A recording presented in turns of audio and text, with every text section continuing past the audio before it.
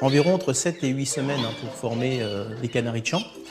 Donc au milieu du mois de septembre, on commence à les mettre en petites cages individuelles et on les met dans la pénombre en sachant que l'oiseau va développer son chant en écoutant les autres canaris. Alors certains mettent un professeur, c'est-à-dire un oiseau de l'année dernière qui a un excellent chant. Moi je ne mets pas de professeur parce que je trouve que le chant est inné. Donc vous voyez, on les entend chanter. Donc dès que l'oiseau va être mis à la lumière, il va automatiquement chanter. Un bon chef de chœur est un chef de chœur qui provoque, sans trop se mettre en avant. Ensuite, c'est un chef de chœur qui écoute avant d'agir.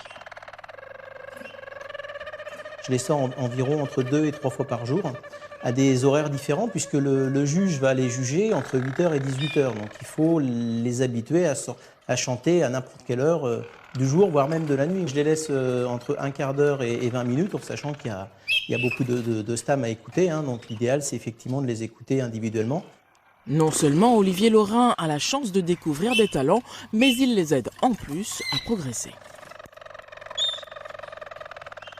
Par exemple, là, c'est une roulée profonde.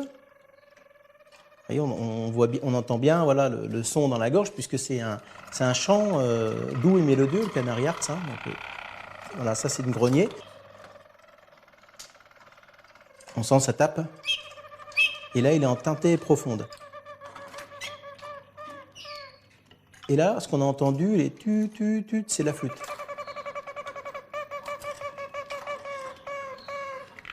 La passion d'Olivier pour le chant du canari est née quand il s'est mis à les élever. La nourriture joue un rôle déterminant sur les sonorités? Ouais, la nourriture est essentielle, effectivement. Là, je leur donne de la pâtée à l'œuf parce qu'effectivement, ils sont en phase de préparation d'écolage. Donc, c'est pour les inciter à chanter, ça va les exciter. Par contre, effectivement, s'il y en a qui chantent trop, on va les calmer avec des graines qui va leur permettre effectivement de les apaiser et de les calmer. On peut aussi, s'ils ont un son très aigu, leur donner du miel. Donc, chaque oiseau est numéroté et bien sûr est différent. L'alimentation va être différente en fonction du chant qu'il va donner. D'un côté, les mâles, les seuls à savoir chanter. Et là, les femelles. Elles vivent d'ordinaire en collectivité, sauf quand arrive la période de reproduction. J'ai une vingtaine de mâles pour 40, 50, 60 femelles reproductrices qui me font 150 à 170 jeunes.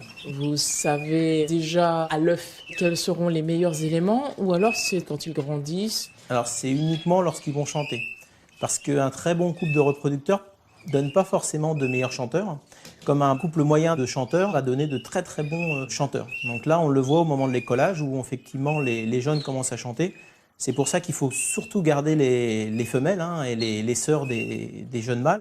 Depuis la fermeture des mines, le petit oiseau jaune est devenu une bête de concours, capable d'effectuer 9 tours de chant, dont celui de chanter en chœur à 4.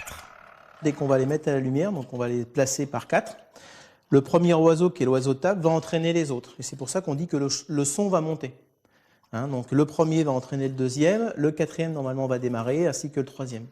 Et donc les 4 oiseaux vont démarrer leur chant et leur tour de chant en même temps, ce qui va créer l'harmonie du stam, donc de l'association des 4 oiseaux.